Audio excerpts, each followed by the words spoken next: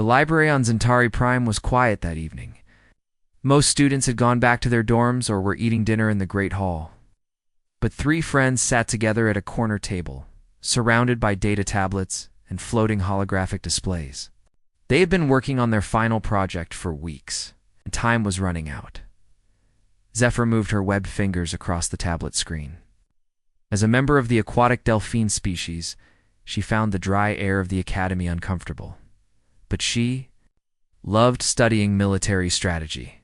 Her blue-green skin shimmered under the library lights as she searched through old battle records. "I still cannot find anything useful about surprise attacks," she said in her soft, flowing voice. "All these battles follow the same patterns. The stronger army wins. The weaker army runs away or surrenders. Where is the creativity?" Hex clicked his crystalline fingers against the table. His body was made of living silicon, and when he was thinking hard, small lights flickered under his transparent skin. "Maybe we are looking in the wrong place," he suggested. "Professor Vell said to study unusual warfare tactics. Perhaps we should look at species that fight differently." Naira ruffled her golden feathers and stretched her wings. The avian raptor species were known for their sharp minds and sharper claws. "Different how?" she asked, her large eyes scanning the holographic display floating between them. "Every species in the galaxy fights the same way. You attack, you defend, you retreat when you lose too many soldiers." Zephyr's tablet suddenly chimed.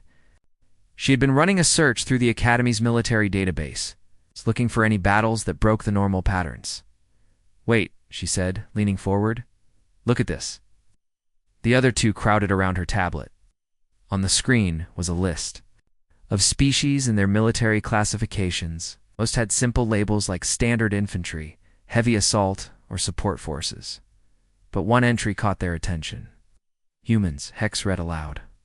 "Status: Prohibited Combatant Registry." "What does that mean?"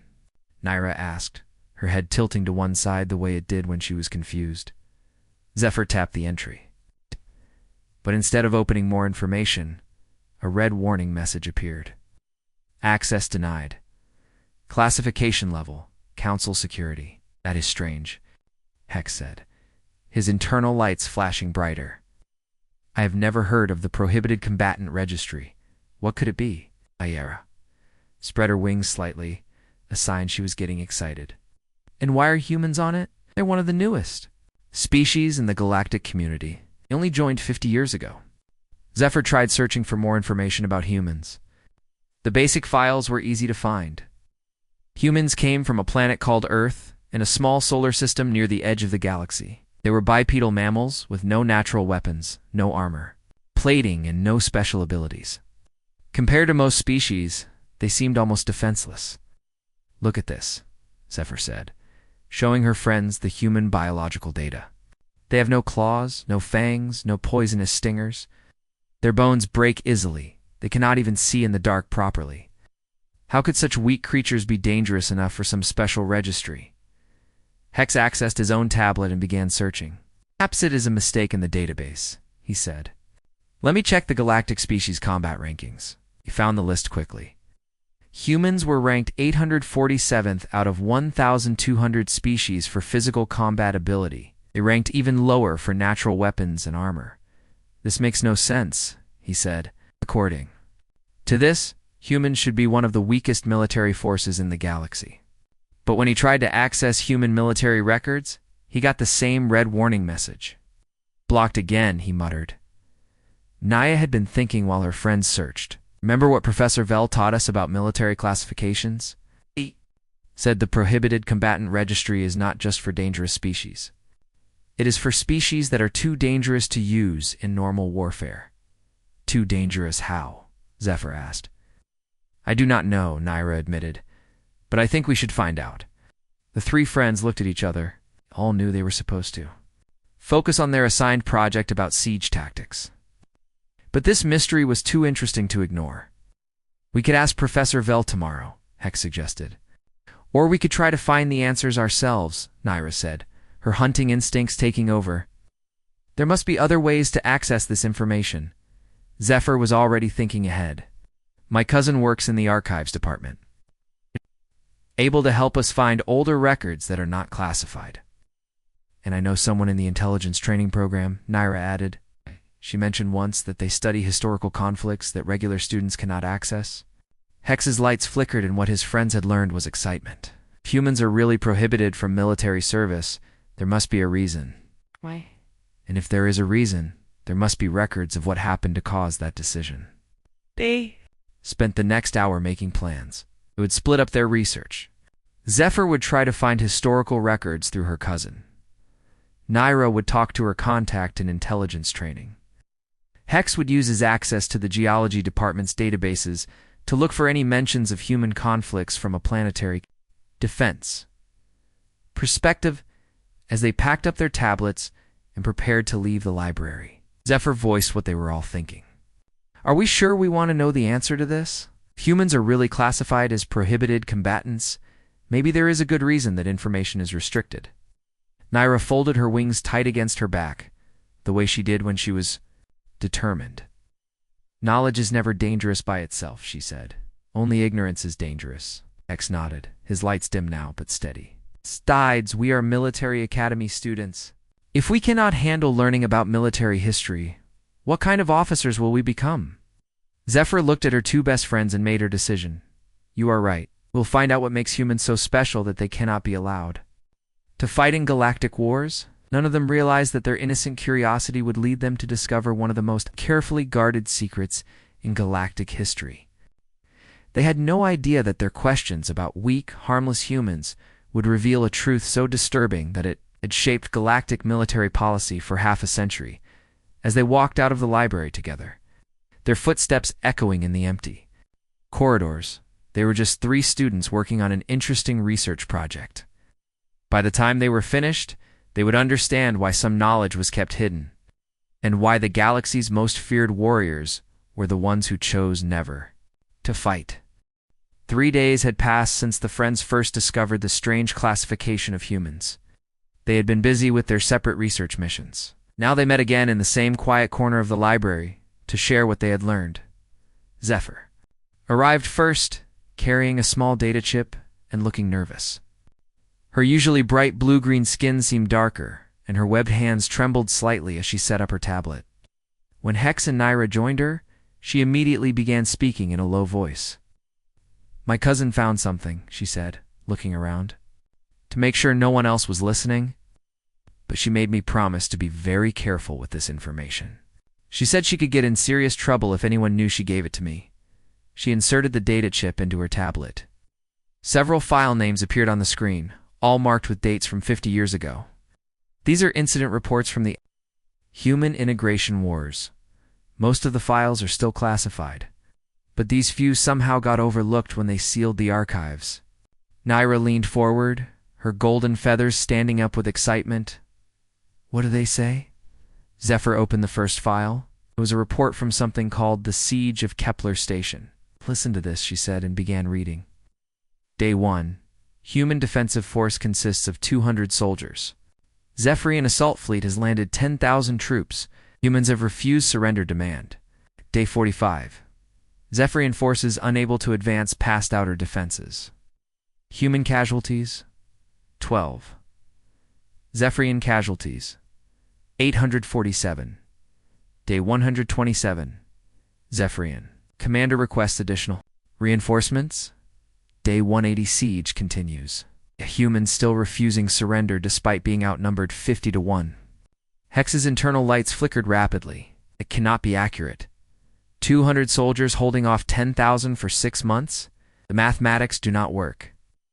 There is more, Zephyr said, opening another file. This one is called the Proxima Incident. A single human ship called the UES Liberty faced an entire hegemony battle fleet. Somehow, the human ship destroyed all 12 enemy vessels and suffered only minor damage. Naira's eyes widened. The hegemony were known as some of the finest warriors in the galaxy. How is that possible? What kind of weapons did the humans have? That is the strange part, Zephyr said. According to this report, the human ship had standard galactic military equipment. Nothing special. Nothing that should have made it capable of defeating an entire fleet. Hex had been thinking while his friends talked. Did your cousin find anything about human military tactics or training methods? Zephyr shook her head. She said most of the tactical reports are in the sealed archives. But she did give me the name of someone who might be able to help us. A retired general who served as an observer during the human wars. What is his name? Naira asked. General Dex Moradin? He is a reptilian who lives in the Veterans District near the Academy. My cousin said he sometimes talks to students who are doing historical research. Naira spread her wings slightly. I have news too. My contact in intelligence training told me something interesting. She said that human psychology is studied in advanced courses, but only by students who have been cleared for special operations training. What did she learn about their psychology? Hex asked. She could not tell me much, but she said that humans think about warfare differently than other species.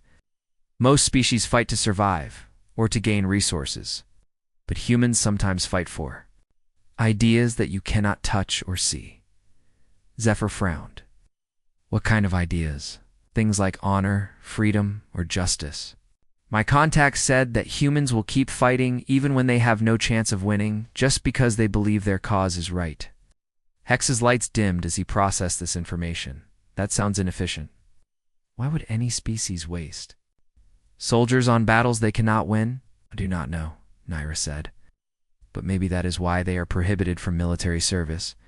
Perhaps they are too unpredictable. Hex cleared his throat, which for his species sounded like crystals chiming together. I found some information too, but it is disturbing. I accessed geological surveys from planets where human conflicts took place. The damage patterns are unlike anything in our military textbooks. He opened his tablet and showed them images of destroyed landscapes. Look at this crater pattern from the Battle of New Geneva. The energy readings suggest that humans used their own ships as weapons, deliberately destroying them to damage enemy positions. Zephyr stared at the images. They destroyed their own ships? Why would anyone do that? How would they escape? According to the geological data, they did not escape. The humans died along with their enemies. A long silence fell over the three friends. The idea of deliberately choosing death over defeat was so alien to their way of thinking that they could barely understand it. Finally, Naira spoke. We need to talk to General Moradin. These files raise more questions than they answer. The next afternoon, the three students found themselves standing outside a small apartment in the Veterans District. The area was quiet, filled with retired military personnel from various species. When they knocked on the door, it opened to reveal a tall, scaled reptilian with tired eyes and old scars across his arms. General Moradin? Zephyr asked politely. We are students from the Academy. We were hoping you could help us with some historical research. The general looked at them for a long moment. What kind of research? We're studying unusual military tactics, Hex said carefully. We found some references to conflicts involving humans, but most of the records are classified. General Moradin's expression changed. His scaled face hardened, and his eyes grew distant. Humans, he said quietly. I should have known someone would eventually start asking questions again. He stepped aside and gestured for them to enter his apartment. The walls were covered with military awards and photos from his long career. He led them to a sitting area and poured himself a drink before speaking again. I was there, he said. Finally, I saw what they could do. I saw what they were willing to do. And I understand why the council decided that no one should ever see it again. Naira leaned forward. What did you see, sir? The general took a long drink and stared at the wall for several seconds. I saw soldiers who fought harder when they were wounded. I saw crews who sang songs while their ships were exploding around them. I saw humans choose to die rather than let their enemies win, even when winning was impossible. He turned to look at the three students. Do you know what the most terrifying thing about humans is? It is not their weapons or their tactics. It is that they do not fight like any other species in the galaxy. They fight like they have already accepted that they will die, so death cannot scare them anymore. Zephyr felt a chill run through her body. But surely they wanted to survive to go home to their families. Of course they did, the general said. That is what made it so frightening. They wanted to live just as much as any of us. But when they had to choose between living and winning, they chose winning every time. Even when winning meant everyone would die. The general stood up and walked to his window. The council did not ban humans from military service because they were too weak. They banned them because they were too strong. Not physically, but in here. He tapped his chest. They had a strength of will that could break armies just by refusing to surrender. He turned back to the students. You want to know about human military tactics? Their greatest weapon was that they never gave up. Never. And that kind of determination is contagious. Other species started fighting like humans, and wars that should have lasted weeks went on for years. Exchanged glances. They were beginning to understand that they had stumbled onto something much bigger and more dangerous than they had imagined. After their meeting with General Moradin, the three friends could not stop thinking about what they had learned. The old general's words haunted them, especially his description of humans who fought harder when they were wounded and sang songs, while their ships exploded around them, but they still had not seen any actual proof of these claims. Everything they had learned came from reports and stories. Naira decided it was time to use her most valuable contact. Her older sister, Kira, worked in the intelligence corps as a data analyst. She had access to files that regular students could never see. Naira had never asked her sister for classified information before, but this mystery was too important to ignore. That evening, Naira flew to her sister's apartment in the military district. Kira lived alone in a secure building where only intelligence personnel were allowed. When Naira arrived, her sister was surprised to see her. "Little sister," Kira said, opening the door. "What brings you here so late?" Naira explained about their research project and the strange information they had discovered about humans. At first, Kira refused to help. "Those files are classified for good reasons," she said. "Some knowledge is too dangerous to share." But Naira was persistent. She reminded her sister of all the times Kira had encouraged her to be curious and ask questions. "You always told me that truth is more important than comfort," Naira said. "If humans are really as dangerous as everyone says, should we not understand why?" After an hour of discussion, Kira finally agreed to help. But she made Naira promise that whatever she learned would never be shared with anyone outside their small group. "There is one file," Kira said reluctantly. "It contains video recordings from the Battle of Titan's Gate. It is the most classified human combat footage that exists. If anyone finds out I showed this to you, my career will be over." She led Naira to her secure computer terminal and entered a series of passwords. The screen displayed a warning about unauthorized access being punishable by imprisonment. Kira ignored the warning and opened a folder labeled Operation Final Stand, Eyes Only. "This battle happened near the end of the human integration wars," Kira explained. A human fleet was trapped in the Titan system by a coalition of 3 alien species. The humans had no chance of winning or escaping. Everyone expected them to surrender. She opened the first video file. The screen showed the bridge of a human warship. The crew looked tired and scared, but they were still working at their stations. In the center of the bridge stood a human male wearing a captain's uniform. His face was bloody, and his left arm hung limp at his side.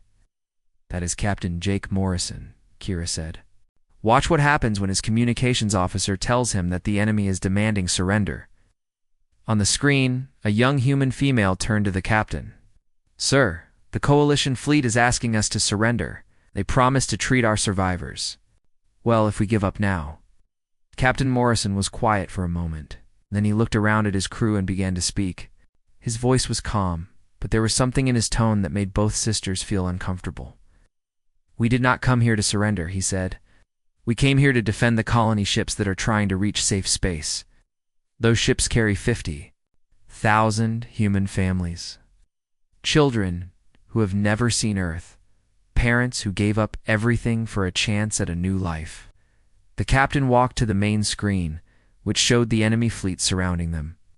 There were more than 40 alien warships against 12 human vessels.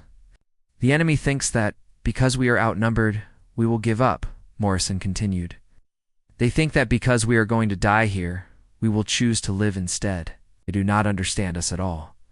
He turned back to his crew. "We did not come here to win this battle. came here to buy time for those colony ships to escape, and we are going to do that job no matter what it costs us. The communications officer spoke again.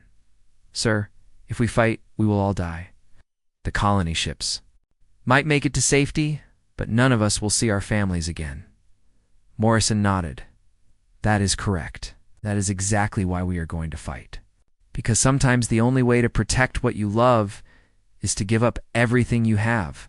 Naira watched in amazement as the human crew began preparing for battle. None of them argued with their captain's decision. None of them tried to find a way to escape. They all just went back to their duties, knowing they were about to die. Now watch this part, Kira said. Fast-forwarding the video to later in the battle. The human ship was badly damaged. Smoke filled the bridge, and several crew members were dead at their stations. Captain Morrison was now sitting in his command chair, blood running down his face from a head wound. But he was still giving orders, and his crew was still following them. Weapons are down to 30%, reported one crew member. Engines are failing, said another. Hull breaches on decks 4 through 7, added a third. Morrison listened to each report and then spoke into his communications device. All ships, this is Morrison. We've held them here for 6 hours. The colony ships should be clear by now. It has been an honor to serve with all of you. Naira expected the human ships to retreat or surrender at this point. Instead, she watched as they flew directly at the enemy fleet, using their own vessels. As weapons, the damaged human ships crashed into the alien warships, causing massive explosions that destroyed both sides. The video ended with Captain Morrison's ship flying straight into the enemy flagship. His last words were recorded clearly. Tell them we were here. Tell them we did not break. Kira turned off the video and looked at her sister. Naira's feathers were standing straight up, and her eyes were wide with shock. Do you understand now? Kira asked quietly. Do you see why this information is classified? Naira could barely speak. They knew they would die, but they fought anyway. They chose to die instead of letting their enemies win. That is not the worst part, Kira said. Worst part is what happened after this battle. The 3 species that attacked the humans immediately requested peace negotiations. Not because they could not defeat the humans, but because they realized that humans would never stop fighting. Even if every human in the galaxy died, they would keep fighting until the very end. She opened another file. This is a report from the coalition commanders after the battle. They said that fighting humans was like fighting a force of nature. You could kill them, but you could not defeat them. And the idea of fighting an enemy that would never surrender, no matter what, terrified them more than any weapon. At the computer screen, the galactic community banned humans from military service, not to protect other species from human aggression, but to protect other species from human determination. Exactly, Kira said. Humans do not fight like rational beings. They fight like they have already accepted death, which makes them incredibly dangerous. Other species began copying human tactics, and wars that should have lasted days went on. For years, because no one would surrender. Naira flew back to the academy that night with her mind full of disturbing images and ideas. She could not stop thinking about Captain Morrison and his crew, choosing to die for people they would never meet. She had never heard of any species doing such a thing.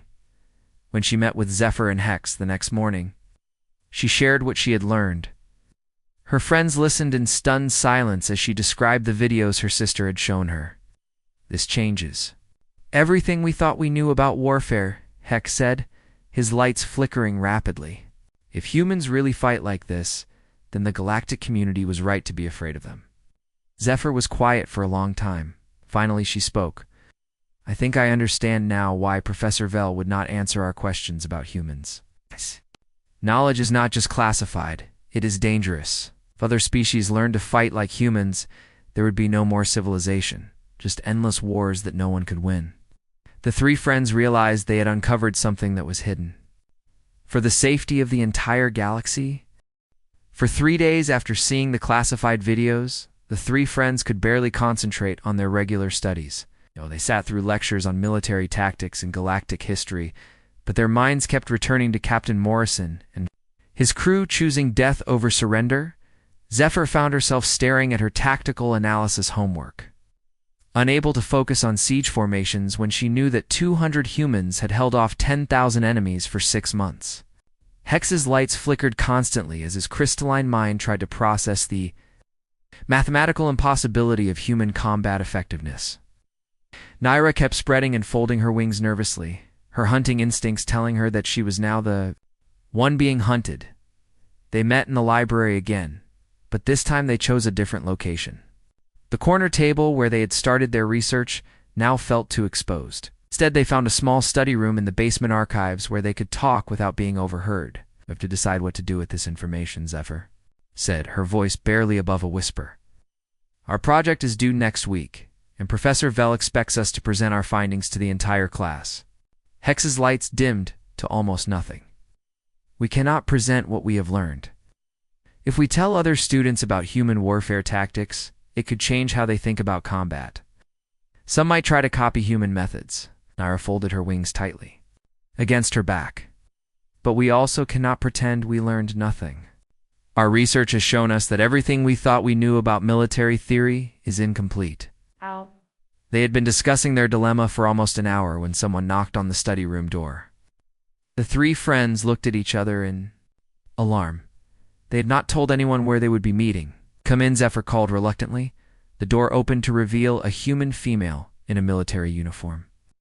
She was smaller than most other species at the academy, with short brown hair and calm brown eyes.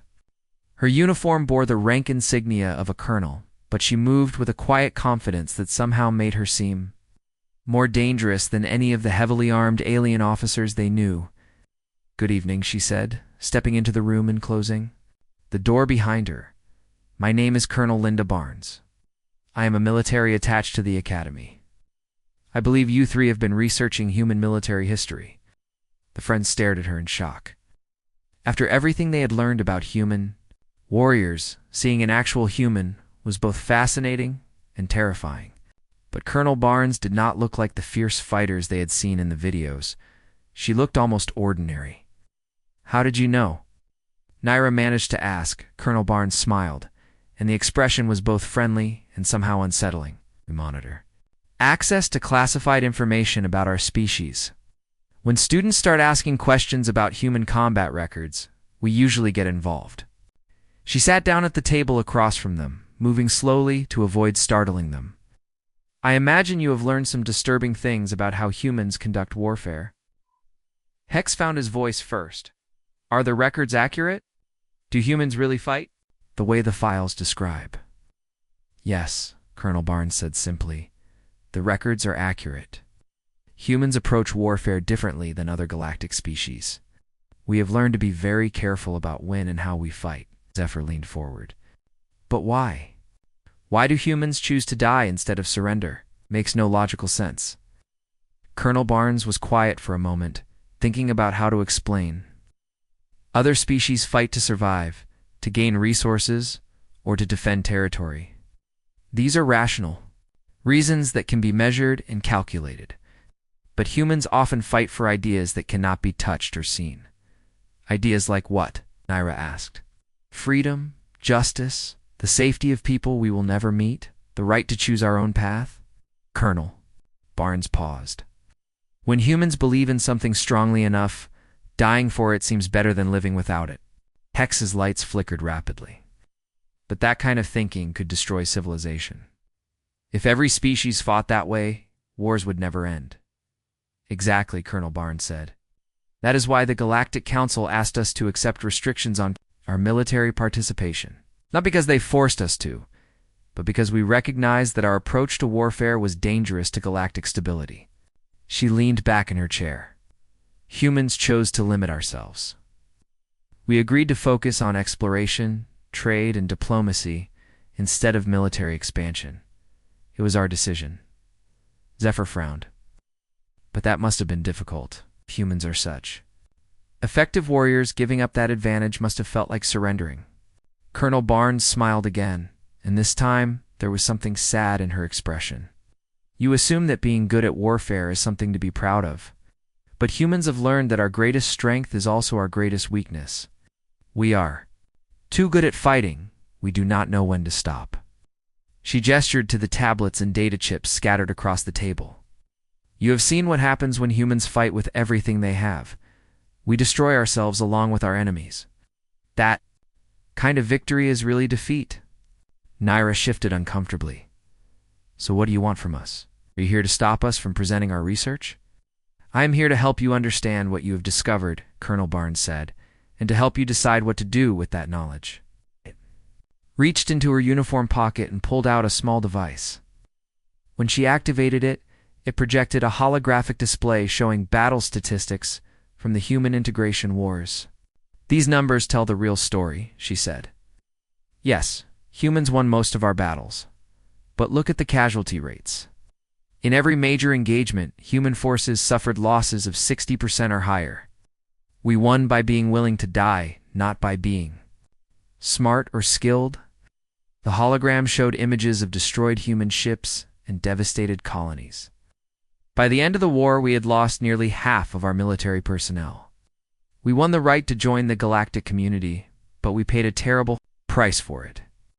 Hex studied the holographic data, so the military ban was actually protecting humans as much as other species. More so, Colonel Barnes agreed. Left to our own devices, humans would fight until we destroyed ourselves. The restrictions force us to find other ways to solve problems. She turned off the hologram and looked at each of the three students. Now you face a choice.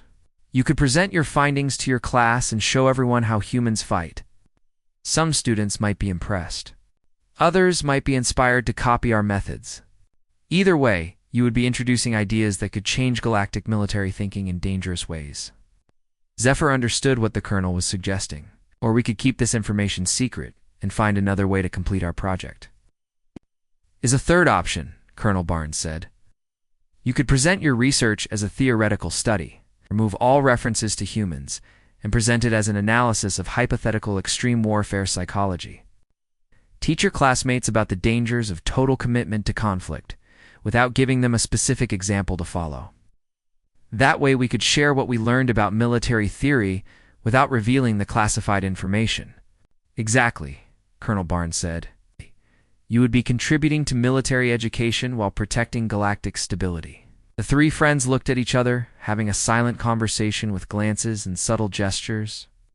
Finally, Zephyr spoke. For all of them, we will do as you suggest. We will present our findings as theoretical research into extreme warfare psychology. Colonel Barnes nodded approvingly. I think that is a wise choice. You have shown remarkable maturity in handling sensitive information. She stood to leave, then paused at the door. There is one more thing you should know. You are not the first students to discover this information. Every few years, someone asks the right questions and finds their way to the classified files. We have been quietly guiding promising students toward this same understanding for decades. Hex looked surprised. You mean this was planned? Not planned, Colonel Barnes said, but expected. We believe that future galactic military leaders should understand the true nature of total warfare, even if they never experience it themselves. You three will become better officers, because you now understand what happens when restraint is abandoned. After she left, the three friends sat in silence for several minutes. Finally, Naira spoke. I feel like we have been given a great responsibility. Zephyr agreed. We know something that could change everything, and we have chosen to keep it safe. Hex's lights glowed steadily. Perhaps that is what makes someone ready to be a real military leader, knowing when not to use the power you have. 2 weeks later, they presented their project to Professor Vell's class. He called it Theoretical Analysis of Extreme Warfare Psychology in Hypothetical Scenarios. Their presentation explored the dangers of fighting without limits and the importance of maintaining proportional responses to conflict. Professor Vell praised their work as some of the most insightful military theory he had seen from students. Their classmates were impressed by the depth of their research and the originality of their ideas. None of them knew that the three friends had discovered one of the galaxy's most carefully guarded secrets, and none of them realized that they were learning lessons that had been paid for with the lives of thousands of human warriors who chose duty over survival The three friends graduated as some of the most promising military theorists of their generation.